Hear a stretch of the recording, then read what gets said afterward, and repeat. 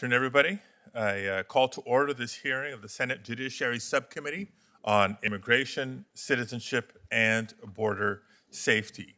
I want to thank you all for joining us this afternoon, and we expect in a few minutes that we'll be joined by Ranking Member Senator Cornyn.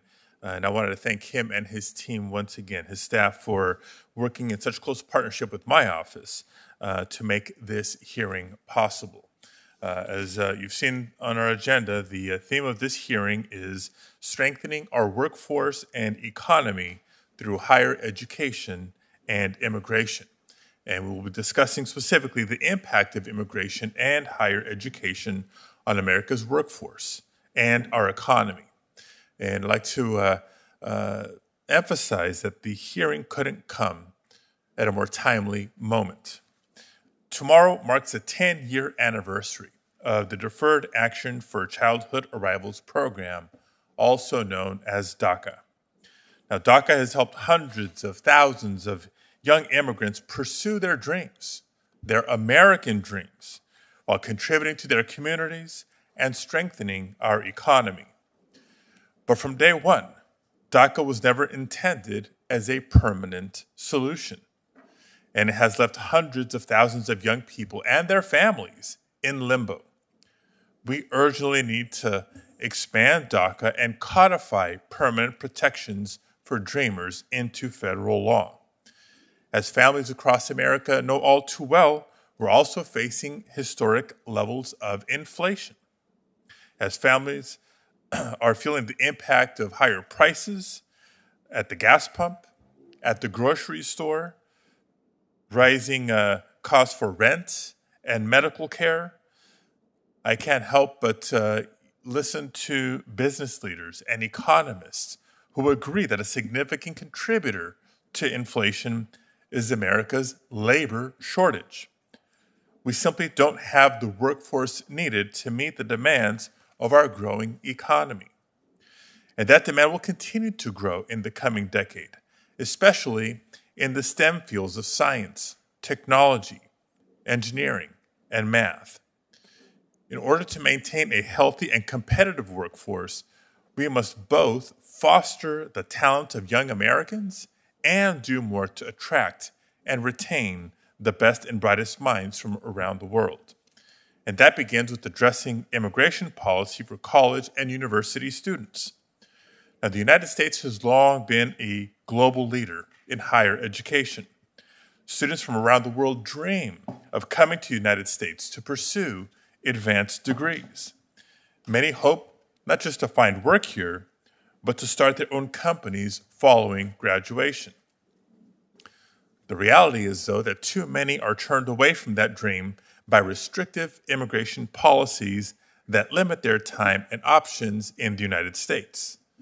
For instance, under current law, international students who want to secure a student visa must prove that they have no intention of staying in the United States after they graduate.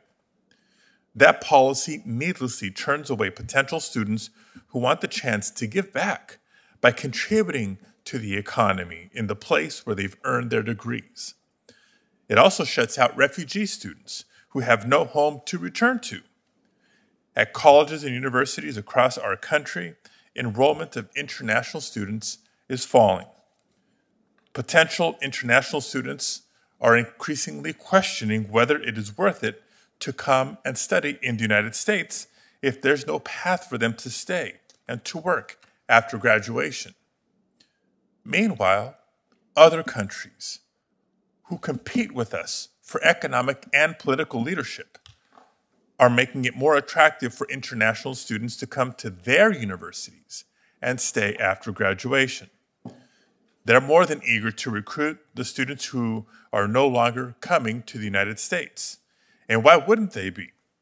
We've spent a lot of time in this Congress talking about U.S. competition policy. Immigration and education have been key elements of America's competitive edge. And we are now losing that edge by failing to update our immigration laws. We're also leaving behind hundreds of thousands of immigrant students, both documented and undocumented, who who are already home in the United States, yet can't pursue the same opportunities as their peers who are citizens. Again, tomorrow is the 10-year anniversary of DACA, a vital program that has enabled many of these young people to study, to work, and to make their lives here in the United States.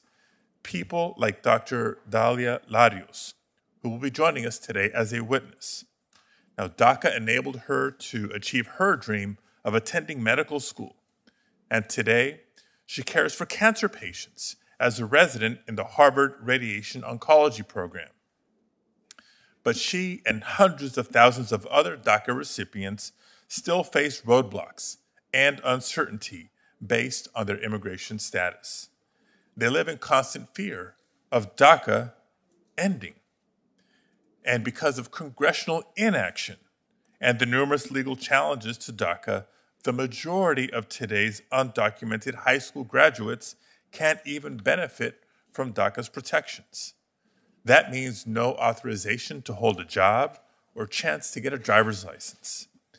It means potentially being shut out of college or being ineligible for financial aid. When promising students like Dr. Larios are pushed into the shadows, we all lose. Congress must pass a legislative solution for dreamers so more students can earn their degrees and join our workforce. Our economy needs the talents and passion of immigrant youth. That's why immigration reform in higher education is a bipartisan issue and a top priority for America's business community. I'm committed to finding a path forward, and I look forward to hearing from today's witnesses and taking action for immigrant students.